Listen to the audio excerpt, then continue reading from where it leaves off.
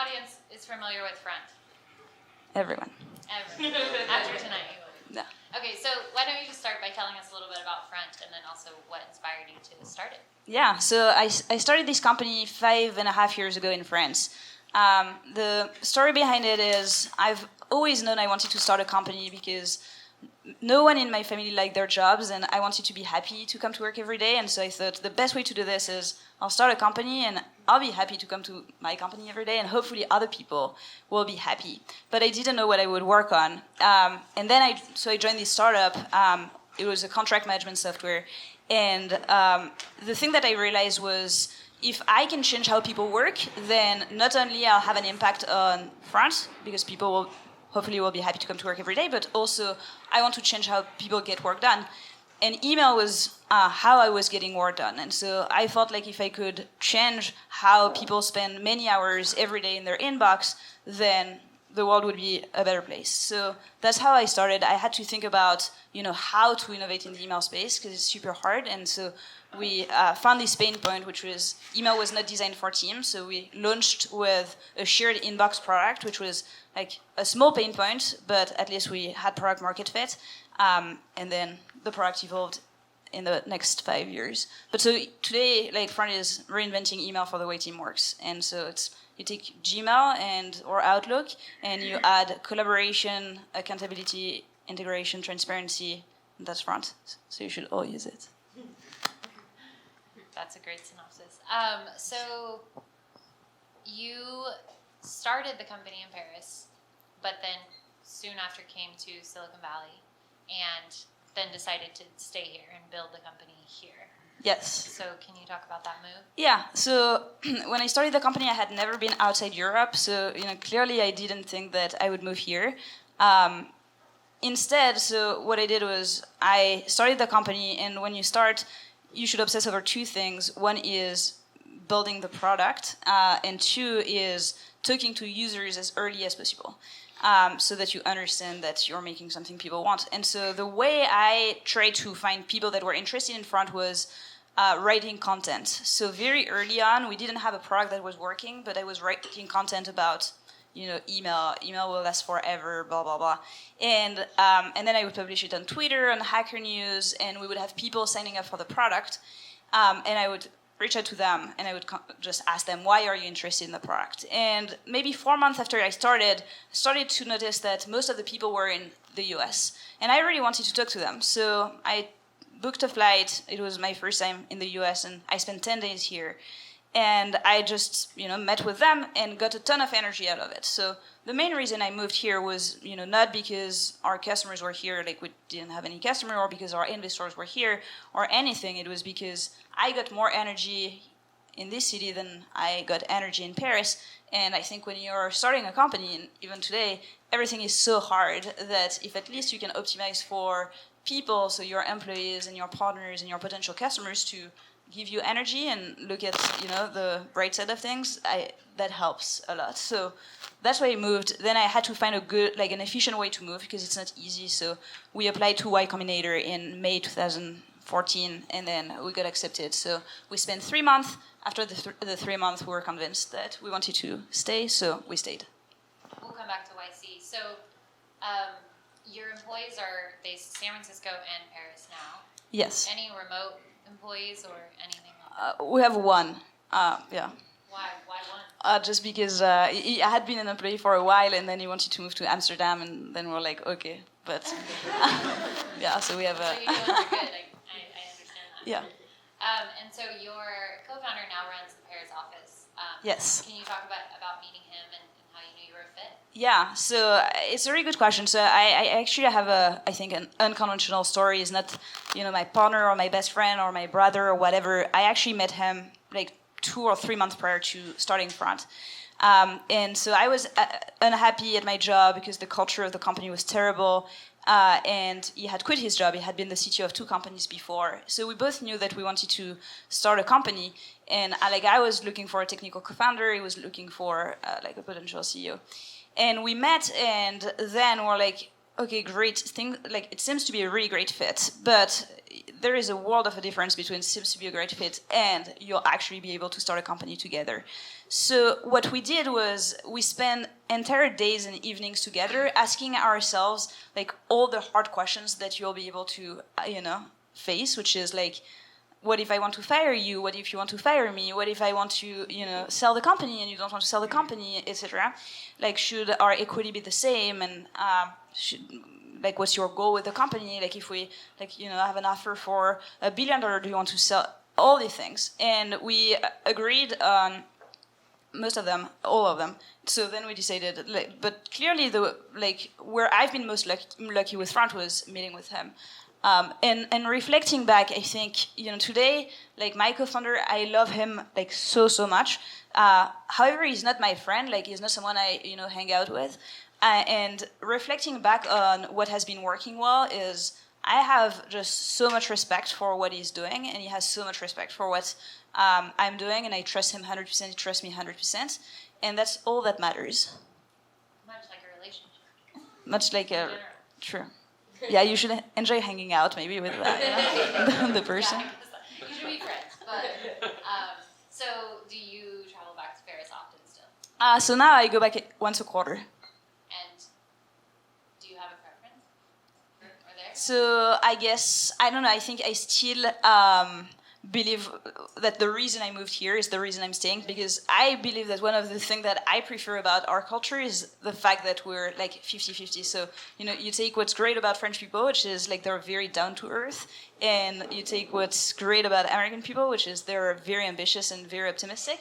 And I think this balance is absolutely amazing. And so I think having two offices is also something that helps us achieve that balance. Yeah, that's awesome. So we were talking about some things to address tonight, and one of the things that Mathilde really wanted to talk about were the early days. And, excuse me, what you were saying is great, is that it looks like everything is awesome from the outside, and but really the early days and the stages throughout were very tough. So I'm happy for you to talk to us about that. So and because I was asking everyone, who are you? Like, what stage are you in? And so if some of you are earlier than what Front is, then I feel like the thing that's been most impactful to me when I was meeting with entrepreneurs was understanding how they felt like when they were like 2 people, 5 people, 10 people. Because when you think about Front from the outside, things seem like very smooth and super successful. Like, we've only been around for 5.5 years. We've raised like $79 million with Sequoia, who invested super quickly, and then we grow our number of employees every year by a lot, and our growth of revenue is great, and all of that seems amazing. But the reality is, at every stage, and especially when we were like 3 people, things were insanely hard, and I was constantly doubting whether Front would be a big company.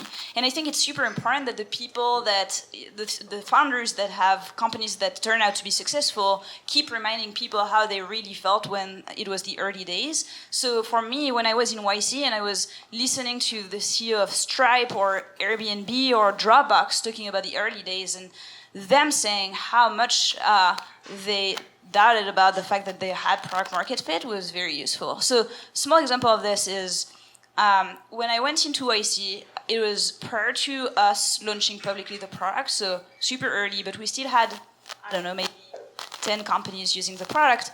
And one of the partners, Kevin Hill, says hi to me, and I say hi, and he's like, "What are you doing?" I say, "I'm the CEO of Front." And he's like, "Oh, Front, like it's one of my favorite companies, so cool." And then in my head, I was like, well, you must be thinking about another company. I'm just, the shared inbox tool. And so that's just to say, that's really how I felt. And then during YC, my batchmates were asking me, can we use the product? And I was like, use our competitor. Like, I think it's better than what we're doing. And so, but that's truly how I felt. And then, we raised our seed round. Then we raised our Series A, and we had reached over 1 million in ARR, which supposedly is the moment you have product market fit. Now, if you were asking me during my Series A, like, do I think that Front will be able to be 100x the size that we're at that time, I would have said, oh, I have no idea if it can be. And if we can, I have no idea how to get there.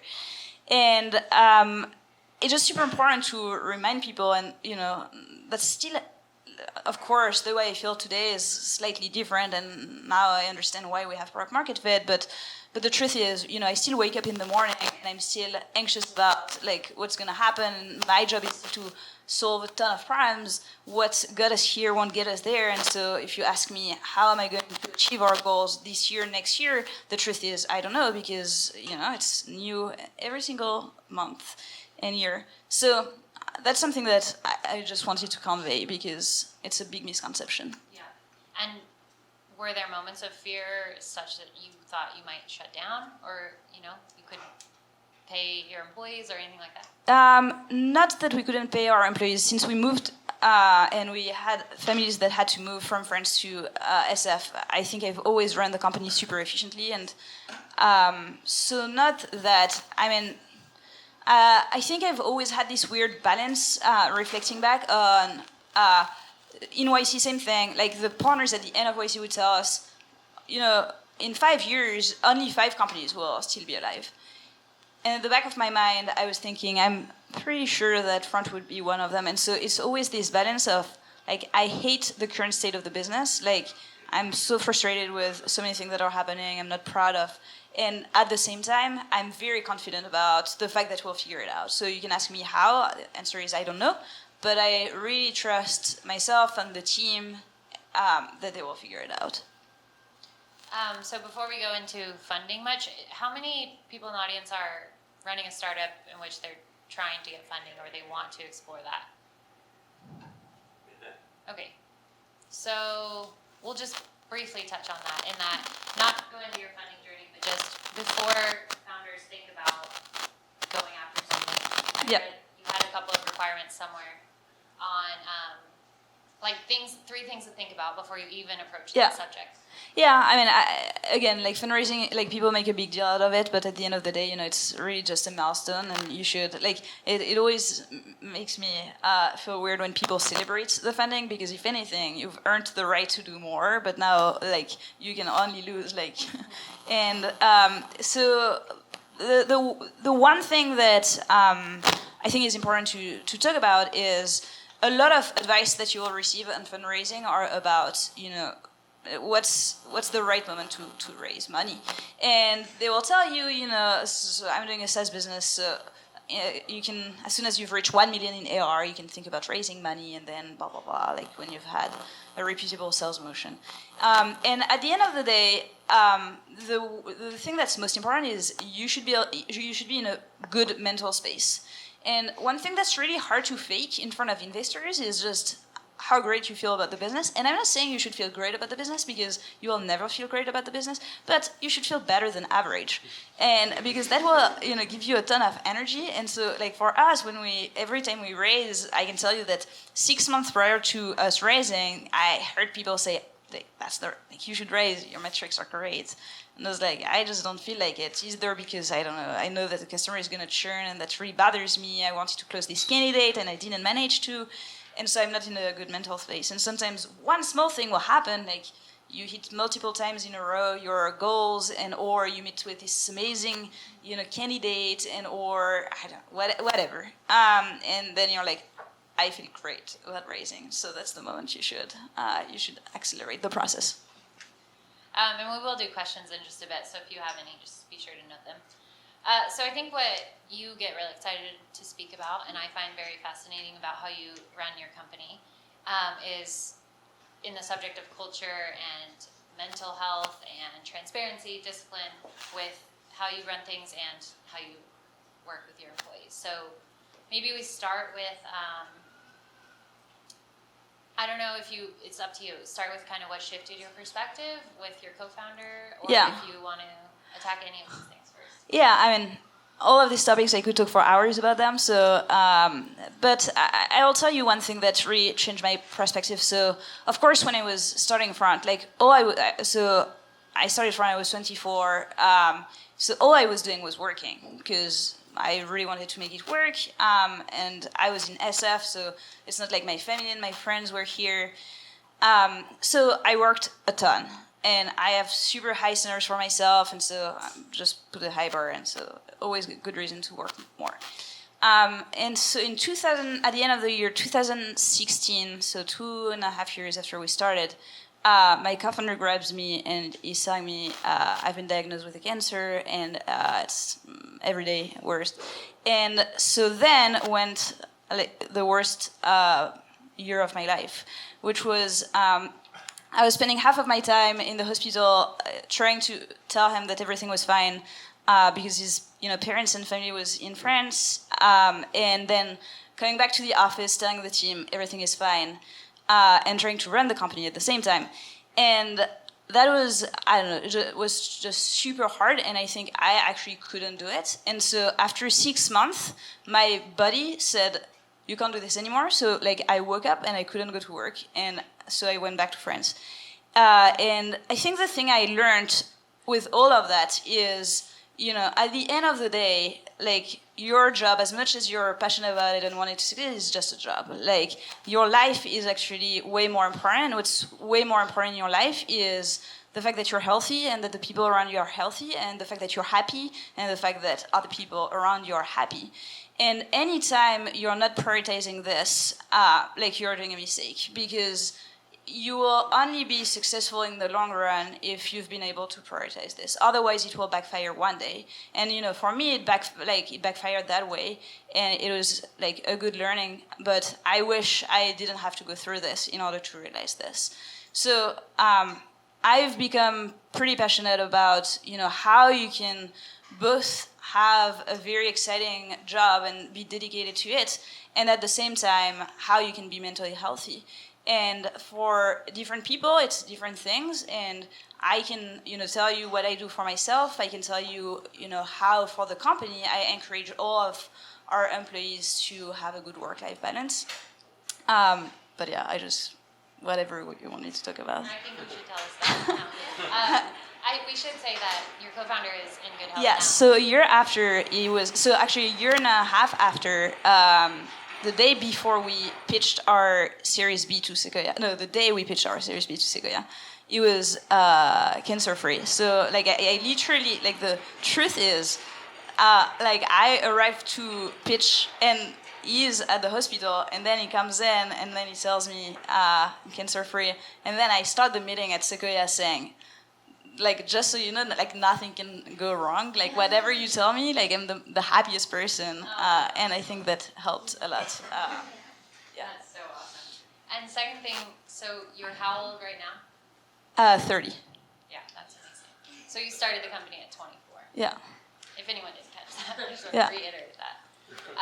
So if you'll go back to tell us, like you were saying, how you kind of manage yourself and how you reiterate that to your employees. Yeah, so I think for myself, if you're really as dedicated as I am, so I care a ton about the success of Front, then it's all about discipline. Because the truth is, what I want to do is, most of the time, is I want to work. Because one, I love working.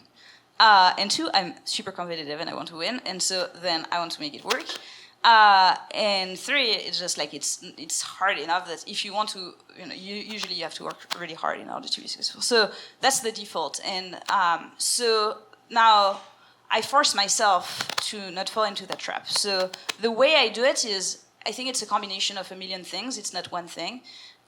Meditation every day is one of them. I have absolutely no reason to not meditate in the morning. And this week is the last week of the quarter, so I'm more stressed than usual. So I also meditate 10 minutes, in my bed every night. Which is also really nice that you're doing this right now. Thank you. So meditation is one of them. Two is the relationship with your phone. So important, because one of the reasons why you can't unwind is because you have your phone and you have notifications and you have your emails and your Slack, etc.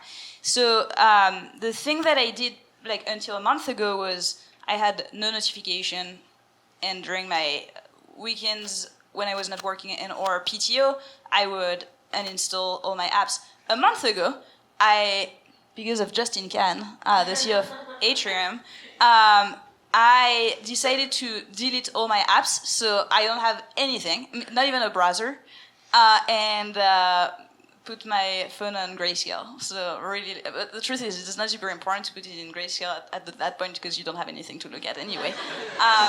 Meaning so your phone is just... Yeah, it's just text. So it's like Uber, Venmo, Spotify, Pocket, and text and call, and that's it.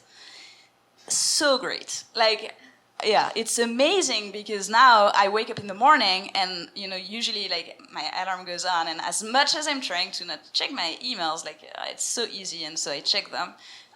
During the weekend, same thing. And now I'm, absolutely free. The only thing that I don't manage to not do is I'm constantly interviewing and trying to hire, and it's super important to feel close to the candidates, so I'm texting them, and I'm like, no, I don't want to read any of this. But apart from that, yeah, I think your relationship with your phone is super important. So that's one example of discipline that is very useful. But then the way I manage my time is also, like, you could think I'm a robot if you look at my calendar. Like, every single thing is, every single minute I know exactly what I'm going to do, and on Monday morning I know exactly what's going to happen, except if something is very urgent, it will not change. So one of the things I've started doing maybe a year ago was every Thursday afternoon I go back home, and I don't have my phone. Doesn't matter anyway. I don't have my computer. All I have is a notebook, and what I do is I try to think about what are the things that, big opportunities that I'm not thinking about, risks that I'm not identifying.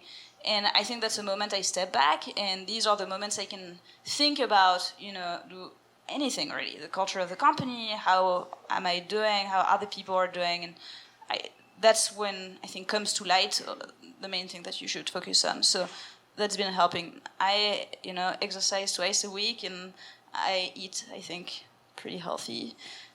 So yeah, right, maybe probably.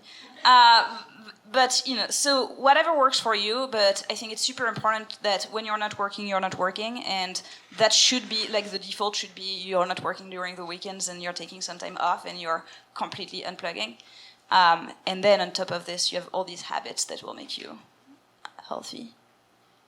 One of the quotes that Mathilde wrote in an article I was reading, which resonates with what you were saying and a lot with me, she just said, in order to give the company my all, I need to learn to step back. I need to learn when to step back so it doesn't suck me whole. Which is a good reflection of what it does to you when your phone is on nonstop. So do you translate that to the team? Because then you can't reach me if it's urgent. You can text me, and I'll be in. So I got married last year. I went on my honeymoon 3 months ago. And I told them, like, literally, except if someone dies, like, text me, but otherwise I don't want to hear anything. And they did. They didn't text me. They didn't text me.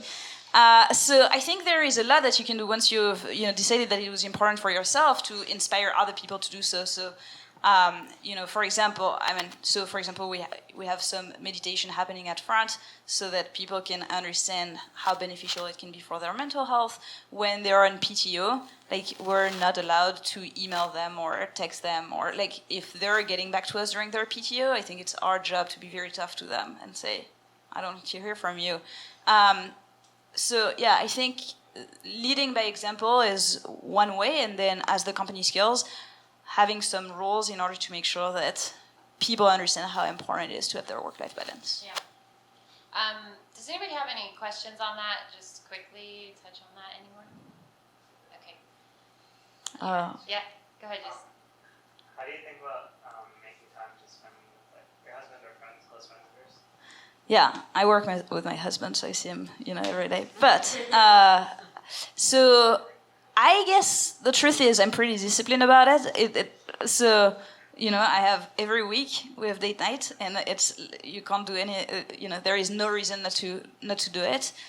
And what's even more important is, like, you need to make sure that you're in the right mental space to do this. And so, like, if I'm doing date night, I'm not doing it where it's like at 8:30 after a meeting that ended at 8 p.m. I'm going to the restaurant, because the truth is it's impossible to just focus on him. I'm just thinking about everything that happened. And so I don't know if there is a good answer to this. Like, if you're taking some time off and you make sure that you're spending the time off really off and you're spending it with the people you love, most of the time you'll manage to be present. Because the biggest problem is if you take some time off, but just for example, just you're at the restaurant and like my husband is going to the restrooms and I take my phone and just checking something, then it's then my headspace is shit, like this deal didn't close, or like this user is complaining, or like whatever, this person didn't meet their deadline. And so my headspace is very different. So there are many books that you can read. Untethered Soul is one of them. The Power of Now is another one. All recommendations from Justin Can. But yeah, these books are really good to understand the power of now. How do you not talk about work when you're at dinner with your husband who Yeah. works in the same company? So, like, the truth is, we sometimes talk about work, and I think it's okay. Like, it's like when you have kids, you'll talk about your kids, and I think that's fine. And sometimes you need to not talk about it, and in order to not talk about it, you need to have other projects than just work. So we have some other projects, and we make sure that we're deliberate about it, because otherwise we would just talk about work. Yeah. But I think it's like if we go to bed and we're talking about work before going to bed, I think it's totally fine. I think that it's very different to talk about it and to be constantly plugged in. Yeah, sure. I mean, it's a conversation after all versus a text message or an email. Yeah. So what are your hours like? You just mentioned like a meeting until 8 p.m. Is that a normal day for you? No, so my normal day is I wake up at 6:45. I leave my place at 7:30. I arrive at the office at 8 p.m. and then 8 a.m. Sorry, and then I Like, it's gonna be a long time to get to work. in France, and then I usually stop working at 6. Okay. Yeah. So 8 p.m. would be like not a great last Oh, meeting. 8 p.m. is bad. Yeah. Yeah, I'm almost dead by then. Yeah. Okay, so maybe let's talk about discipline a little. Something else you talk a lot on, and just how you maintain that with your employees, but also be very approachable and. Yeah. So one thing I've noticed. So I will say that because I will assume that some of you are in companies that are early stage.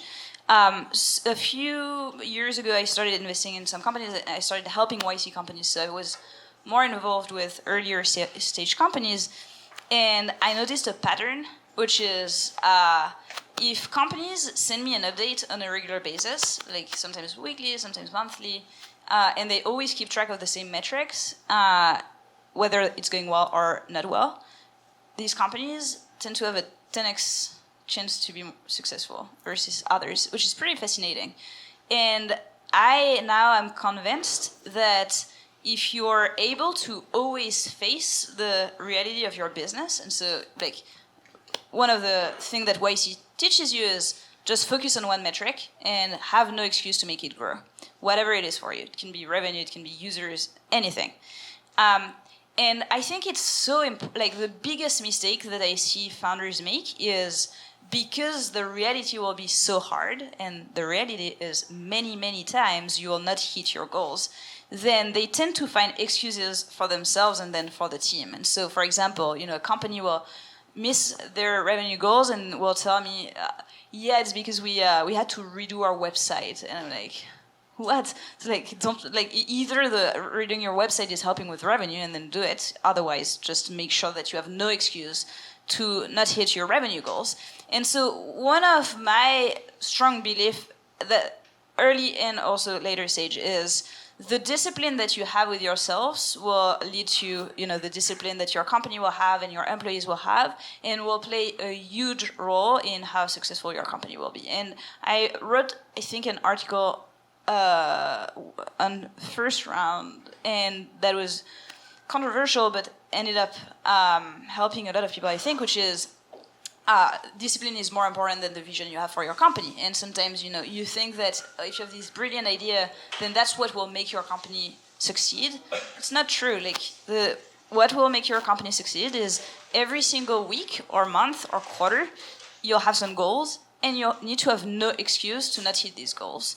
And it doesn't matter whether you figured out your strategy. It doesn't matter whether you know where you will be, a year from now, 2 years from now. Like, just have no excuse. And it's funny because even today, like, we're adding way more money every quarter than we've ever added.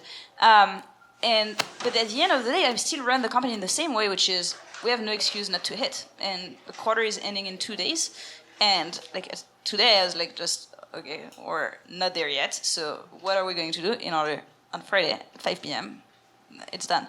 And so I think it's really hard, and it starts with like you working on yourself to make sure that you're able to face this reality. And I can't emphasize enough how important it is that you build this self-confidence that will allow you to say, okay, I'm just failing right now, I'm not hitting our goals, and I'm going to accept it, and I'm going to tell my team. Because another misconception is the fact that you think that your responsibility is to motivate your team by sharing good news. And it's not true. Like, your team is going to be motivated because they will feel part of the journey, and they will feel part of the journey if you're very transparent with them about what's going well and what's not going well. Instead, if you just try to keep energizing them, like, they know, it's like you're early enough that they know if things are going well or not going well. So Front just celebrated 5 years, and I'm sure you kind of reflected in celebrating that. It sounds like you've had a big past few years, not just at Front, but personally and with your co-founder. What are you most proud of, though, with Front the past 5 years, and maybe most excited about for your next?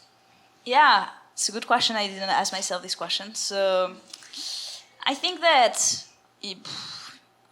there are a few things I'm proud of. So the first one is, one thing that I think is very unique about us is, and I was talking with one of our employees on the car to get here, is we have a really high internal NPS. We have very low attrition, and people seem genuinely happy to work at Front.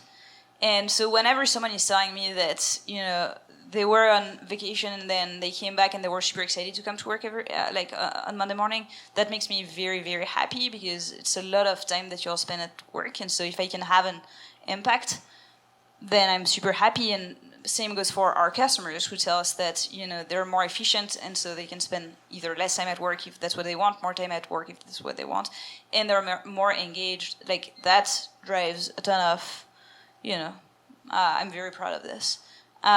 One thing I'm proud of is I've always cared.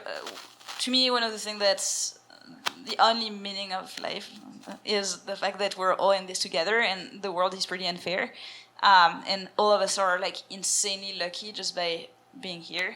And a year ago, maybe, we launched this Front Foundation where you pledge to give back a percentage of your equity of your product and of the time of your employees. And I'm very happy and proud of this, because as the company gets bigger and our valuation is bigger and bigger, then that represents more and more money. So I'm happy with that. I've read a book that has really changed the way I think about giving back. It's called Doing Good Better. And it's this movement called effective altruism. And if you're thinking, just how can I contribute the most to the world, usually the answer is you should think about what you're uniquely good at, and you should do that. And if you do that, no matter what you're working on, whether you're in a consulting firm, working at a bank, like working in a startup, like, it doesn't matter. If you're doing what you're uniquely good at, you'll create wealth. And if then you care about giving back, then that's probably the most good you can do, versus working on a cause that seems great, but you're not necessarily doing a better job than someone who would do the job that you're doing. Then if you step back, then the impact that you have is not necessarily as good, as optimal. Thank you so much. Everyone give Mathilde a Thank you.